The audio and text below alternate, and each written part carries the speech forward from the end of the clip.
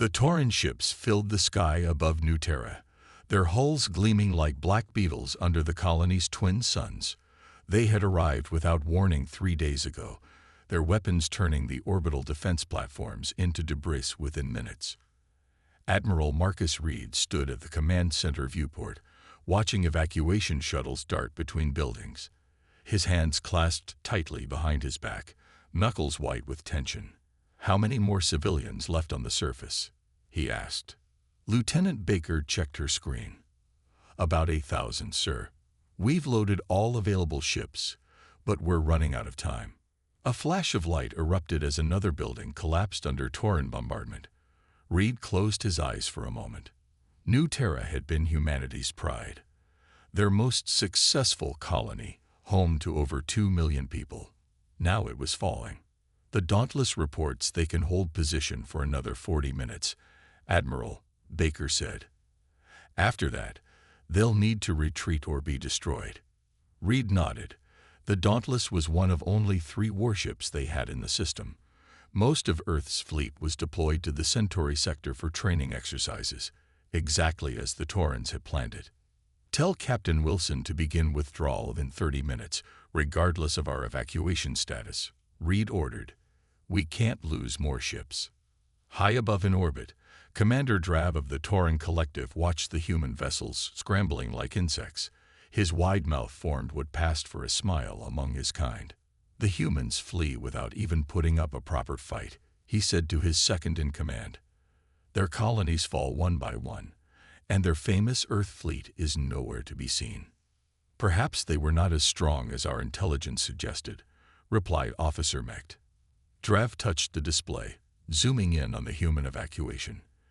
"They expanded too quickly, spread themselves too thin. A classic mistake of young spacefaring species." The Tauran Collective had observed humans for decades before striking. Humans had pushed outward, establishing colonies on dozen worlds, but their ships always seemed basic, functional but unimpressive.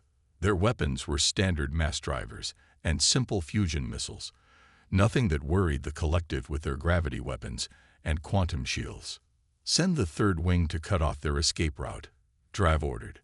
"Let's make an example of this colony." Back on the surface, Reed received the warning from his tactical officer. "Sir, they're moving to block our evacuation corridor." Reed slammed his fist on the console. "Divert the Valiant to protect the civilian ships. We need 20 more minutes." As the ships clashed above, Reed's communication officer suddenly straightened in her chair.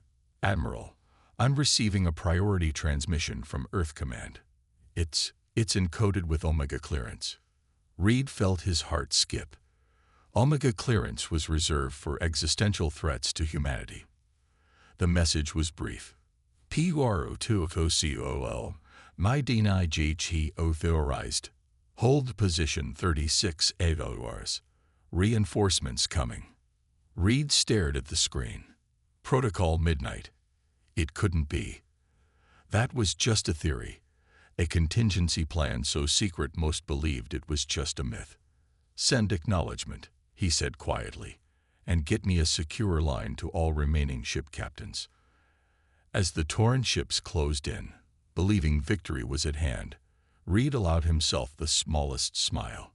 If Protocol Midnight was real, then everything the Taurans thought they knew about Earth's defenses was wrong. The real war hadn't even started. Captain Lisa Wells gripped the arms of her command chair as the Dauntless shuddered under enemy fire. Red warning lights flashed across the bridge. "Shields at 28%, called out her tactical officer. "We can't take much more of this, Captain."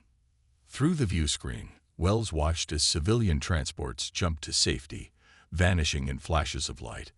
They had managed to evacuate nearly all the remaining colonists from New Terra, but at a terrible cost. Of the 3 Earth warships that had protected the evacuation, only the Dauntless remained.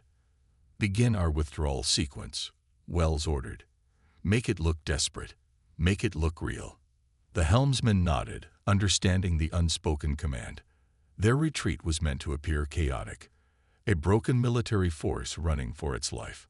The Dauntless turned and accelerated away from New Terra, its engines flaring brightly. Two Tauran cruisers immediately gave chase, exactly as planned. "They're following us, Captain," said the sensor officer, taking the bait. Wells allowed herself a small smile. "Send the coded transmission to Admiral Reed. Tell him Phase 1 is complete."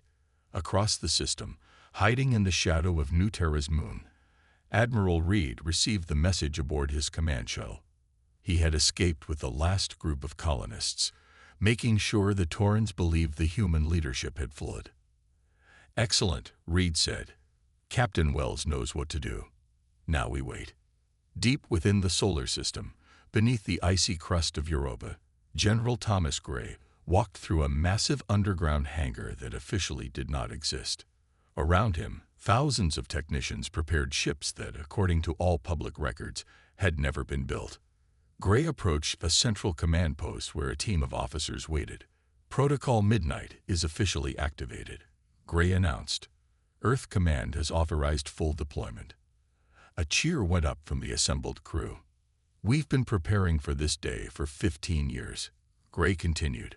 "While the Taurans watched our visible fleet and judged us weak, they never detected what we built here." He gestured to the enormous cavern where hundreds of warships sat in perfect rows. Unlike the bulky, conventional designs of Earth's public fleet, these vessels were sleek, angular, and coated in a material that absorbed all light. "The stealth fleet is ready, sir," said Colonel Jenkins, his second in command. "Dark matter drives are charged and weapon systems are green across all ships." Gray nodded solemnly. "Begin launch sequence. Staggered deployment through the hidden exit points. I want every ship in position within 36 hours." Above them, massive doors began to slide open in Europa's icy surface, the movement masked by natural geysers that the engineers had carefully enhanced over the years. Meanwhile, the Tauran fleet moved steadily inward toward Earth, following the trail of retreating human ships. Commander Drav received reports of victory after victory as the remaining human colonies fell or surrendered. "The humans are broken," Drav told his officers. "Their biggest colony has fallen, their ships are running, and soon we will stand over Earth itself." Officer Mech studied the tactical display. "Their ships are following a strange retreat pattern, Commander. They appear disorganized, but all are falling back to specific coordinates." Drav waved away the concern. "They flee to the protection of their homeworld. It is the natural instinct of a beaten enemy." "Still," Mech insisted, "something doesn't feel right. Our long-range sensors detected unusual energy signatures near Jupiter's moons before they went offline." "A technical malfunction," Drav said dismissively. "Nothing can hide from our sensors." As the Tauran fleet pressed onward, they remained unaware of the dark ships rising silently from Europa, Ganymede, and Callisto, the first wave of Earth's true fleet, moving into position for an ambush that would change the course of the war. The Tauran flagship Inevitable Victory moved into Earth orbit with an arrogance born of easy conquests. Commander Drav stood on his command deck, gazing at the blue-green planet through the massive view screen. "Beautiful world," he said, "soon to be another jewel in the collective's empire." The bridge crew worked quietly around him, preparing the terms of surrender that would be broadcast globally. The human defense had been pathetic. A few aging orbital platforms and a scattering of conventional warships that had been quickly overwhelmed. "Open a channel to their global leadership," Drav ordered. "Let's end this quickly." The communications officer complied, and soon Drav's imposing figure was being transmitted to every receiver on Earth. His gray-scaled skin and 4 eyes were designed to intimidate the humans further. "People of Earth," he began, his voice translated into all major human languages. "Your colonies have fallen. Your fleet is scattered. Your orbital defenses are destroyed. You have 6 hours to surrender unconditionally before we begin planetary bombardment." Deep beneath the Rocky Mountains, the United Earth Defense Council gathered in their emergency bunker. Military leaders from all nations sat around a circular table, watching Drav's message on their screens. "Is everything in position?" asked President Chen, turning to General Gray, who had arrived from Europa just hours earlier. Gray nodded. All ships have reached their designated coordinates. Dark matter drives functioning perfectly. They remain completely invisible to Tauren sensors. And the weakness in their formation? Admiral Reed asked. A young officer named James Porter stood up. He was barely 30, but his genius with communication systems had earned him a place in this highest council of war. I've intercepted and decoded their tactical communications, Porter explained, pulling up a holographic display. The Taurens use a quantum-entangled communication system that they believe is unbreakable. But there's a pattern in their encryption that created a vulnerability. Porter manipulated the display, highlighting the Tauren fleet positions. They've positioned their ships in a standard collective formation, optimized for attacking planets, not defending against space-based threats. Their sensor arrays are focused downward toward Earth, creating a blind spot directly above their fleet. Admiral Reed smiled grimly. Exactly where our first wave is positioned. President Chen looked around the table. The Taurens believe we're beaten. They think we've shown them everything we have. She stood up, her decision made. Initiate Operation Shadowfall. On the Tauren flagship, Drav was growing impatient. No response from their leaders yet. None, Commander, replied his communications officer. We're detecting increased communications across their planet, but no official channel has been opened to us. Officer Mecht approached cautiously. Commander, our sensor arrays have detected unusual gravitational fluctuations above our position. Very minor, but consistent across multiple sensor points. Trav frowned. Probably atmosphere interference. Recalibrate the sensors. I've already done so, Mecht insisted. The readings persist. Before Drav could respond, the tactical officer called out, Commander, energy spiked directly above our. The ship shuddered violently, throwing several officers to the floor. Report, Trav shouted. We're under attack. The tactical officer responded, his voice rising in disbelief. Multiple weapons fired from nowhere. There are no ships on our sensors. On the main view screen, space itself seemed to ripple and distort as the first human stealth ships deactivated their dark matter drives, becoming visible just moments before firing again. Impossible, Drav whispered. In the Earth bunker, James Porter monitored the Tauren communications as they erupted into chaos. They're completely surprised, he reported with a hint of satisfaction. Their commanders are demanding explanations, asking where our ships came from. Admiral Reed watched the tactical display as hundreds of human vessels revealed themselves, surrounding the Tauren fleet in a three-dimensional ambush that no conventional military doctrine had ever conceived. They thought they knew everything about us, Reed said quietly. That was their first mistake. The revelation of Earth's true power had begun. The real battle was about to start. Captain Alex Morgan's fingers hovered over the activation switch. His stealth destroyer, the Shadow of Terra, had been hanging in the void directly above the Tauren flagship for almost 12 hours, completely undetected. Around him, the bridge crew waited in silent anticipation. All ships report ready, Captain, whispered his first officer.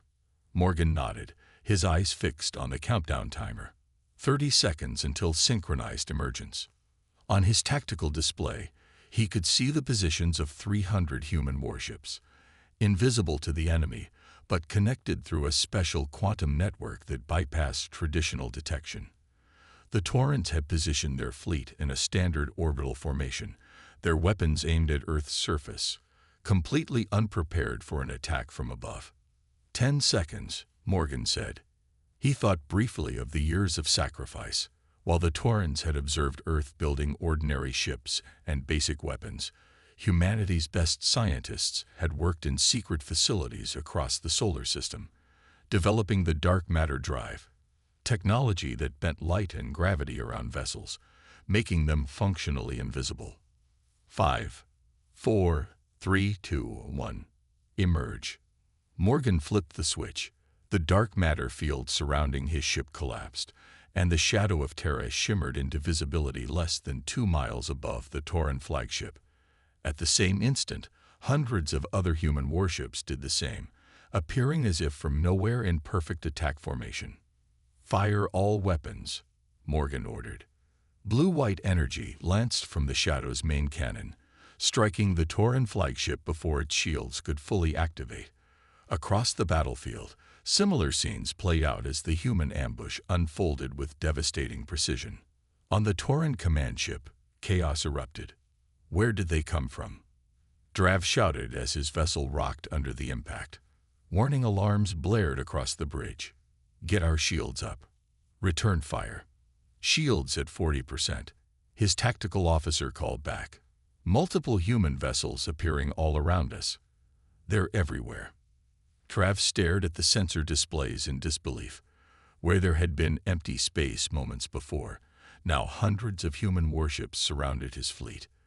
They were unlike any human ships he had seen before. Sleeker, darker, with strange energy signatures emanating from their hulls. "Impossible," he muttered. "We monitored their shipyards. We tracked their fleet deployments for years." Another blast rocked the ship, sending sparks flying from a nearby console. "Battle Group 3 has lost 5 ships already," reported Officer Mecht, his voice tight with fear. "The humans are using weapons we've never seen before. Some kind of gravitational distortion technology." Morgan's ship banked sharply, avoiding return fire from a Tauran cruiser.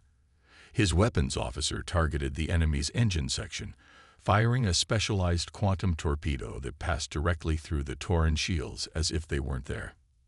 "Direct hit," the weapons officer called out. "Their engines are offline."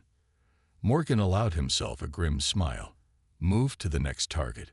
Remember the attack pattern. Disable, don't destroy unless absolutely necessary." The shadow of Terra accelerated smoothly, its advanced engines carrying it through the chaotic battlefield with precision. All around, the hidden fleet of humanity revealed its true power. In Earth's defense headquarters, Admiral Reed and General Gray watched the battle unfold on their strategic display. "First phase is proceeding exactly as planned," Gray said. "The Taurans are completely disoriented.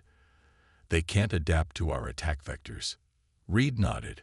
"Captain Morgan is performing brilliantly. His strike group has already disabled 12 enemy vessels." President Chen stepped forward. "And casualties?" "Minimal on our side," Reed replied. "The dark matter drives give us complete tactical surprise. Most Tauran ships didn't even have their weapons powered when we emerged."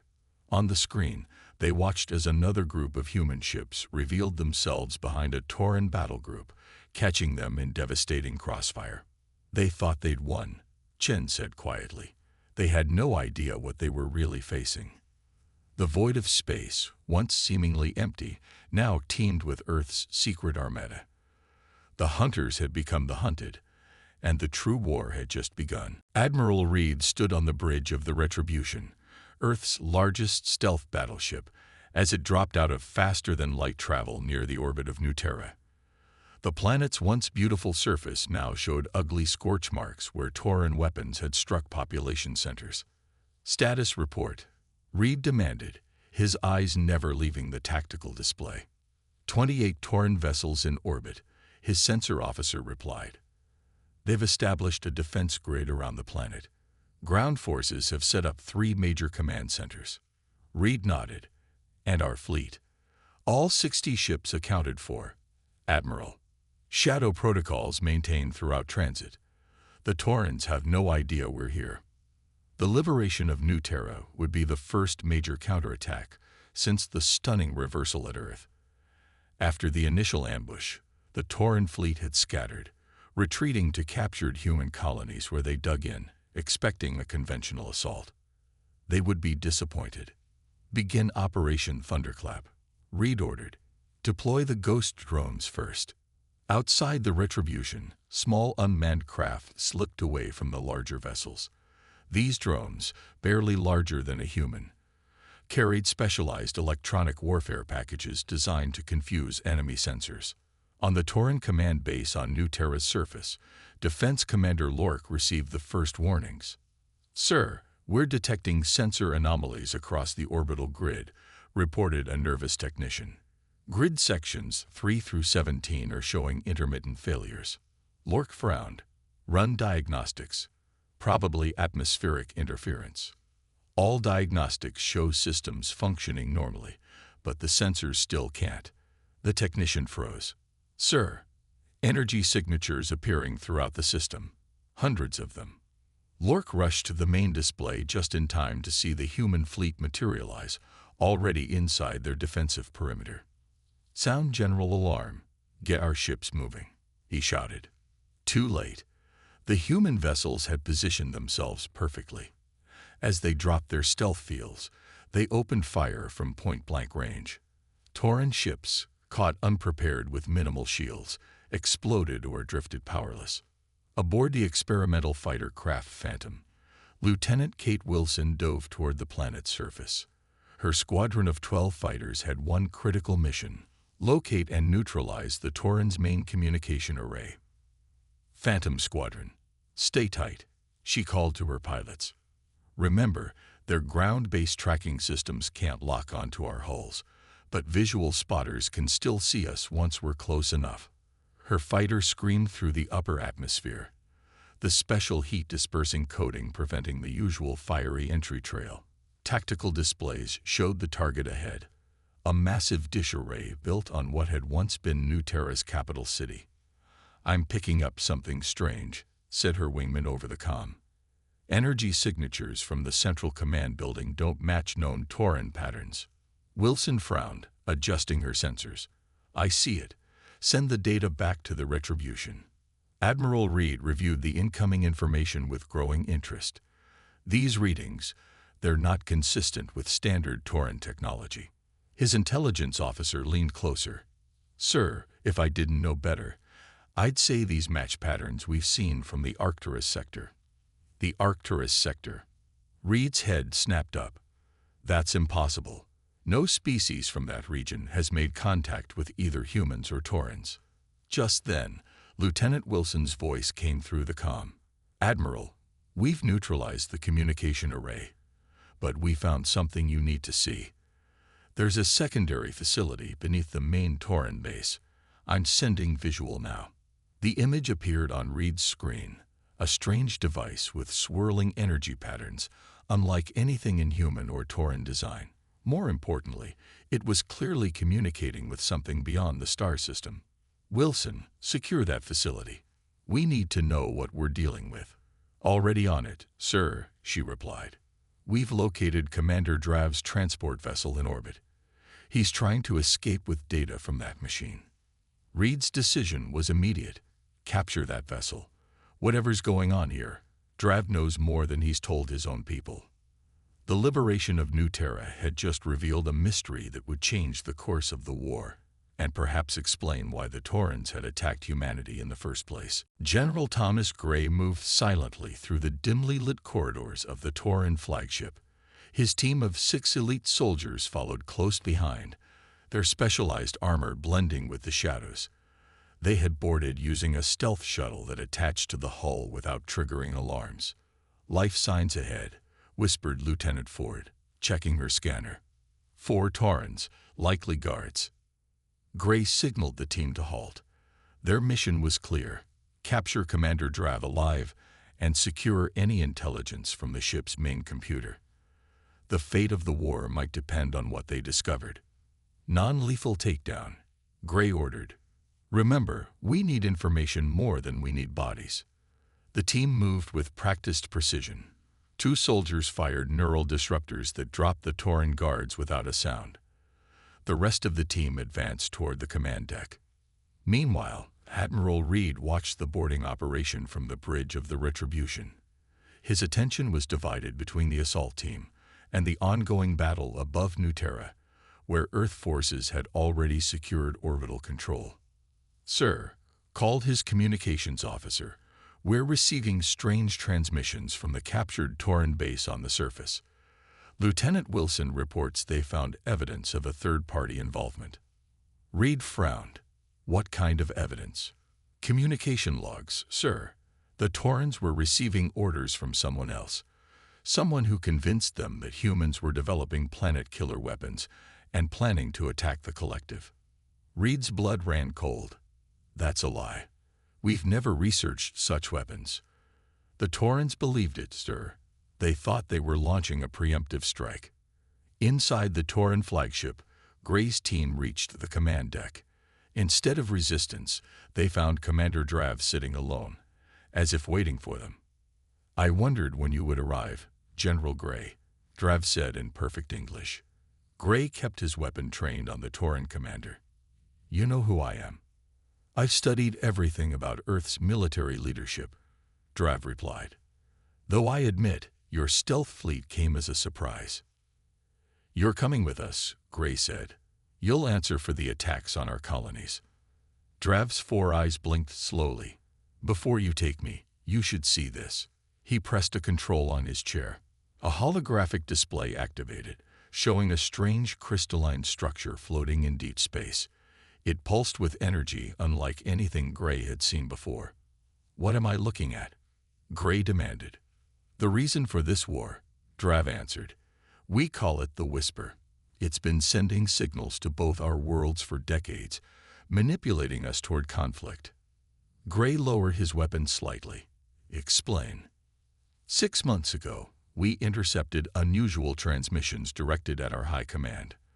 When decoded, we discovered an entity had been feeding false intelligence to our leaders, convincing them that humans were an existential threat. Why would you believe that? The evidence seemed irrefutable, Drav said. Detailed schematics of weapons your people were supposedly building. Attack plans with Earth fleet movements that matched our observations. He paused. But after your surprise counterattack, I began investigating deeper. That's when I found the same signal pattern directing information to multiple species, not just Taurans. On the Retribution, Reed received Gray's urgent transmission. Admiral, you need to see this data. The Taurans were manipulated. There's something out there playing both sides. Reed's tactical officer suddenly called out, Sir, we're detecting unusual energy signatures at the edge of the system. Multiple unknown vessels dropping out of faster-than-light travel. The main screen showed several massive ships, unlike any human or Tauran design. They were crystalline in structure, glowing with the same energy pattern that Lieutenant Wilson had discovered in the Tauran base. It seems our true enemy has arrived, Reed said grimly. Alert all ships. Battle stations. Back on the Tauran flagship, Gray made a decision that would change the course of the war. Commander Drav, we need to pool our information about this new threat. Drav nodded. I've already ordered my remaining forces to stand down. This deception has cost both our peoples too much already. As Gray escorted Drav to the shuttle, the first shots of a new conflict flashed in the distance, where Earth and Tauran ships now fought side by side against the vessels that had orchestrated their war from the shadows. Admiral Reed stood beside Commander Drav on the observation deck of the Retribution. Through the massive viewport, they watched as an unprecedented sight unfolded. A combined fleet of human and Tauran warships moving in perfect formation toward the edge of the solar system. A week ago, I would have considered this impossible, Drav said quietly. Reed nodded. Nothing unites old enemies like a new one. The crystalline ships, now identified as vessels of the ancient Voidborn, had retreated after their initial assault, but long-range sensors showed them regrouping at the heliopause, the boundary where the sun's influence ended and true interstellar space began. How many civilizations do you think they've manipulated this way? Reed asked. Dozens, perhaps hundreds, Drav replied. The data we recovered suggests they've been operating for thousands of years. They find promising young spacefaring species and turn them against each other. Lieutenant Wilson entered the observation deck, carrying a data tablet. Her fighter squadron had become the primary reconnaissance unit for the Allied fleet. The final analysis of the Whisper device is complete, Admiral, she reported. It's a quantum entanglement transmitter that can implant false information directly into our communication systems. That's how they made their lies seem so convincing to both sides. Reed took the tablet, studying the findings. And their purpose? Resource harvesting, Wilson explained. They wait until both sides have weakened each other, then sweep in to collect the advanced technology and resources without resistance. They're essentially cosmic scavengers, letting others do the fighting for them. General Gray joined them, his face grim. The combined fleet is in position, Admiral. All ships report ready. Reed turned to Drav. Your captains are prepared to follow the battle plan. The Tauran commander nodded. They understand what's at stake. If the Voidborn have done this to us, they've done it to others. They'll continue unless stopped.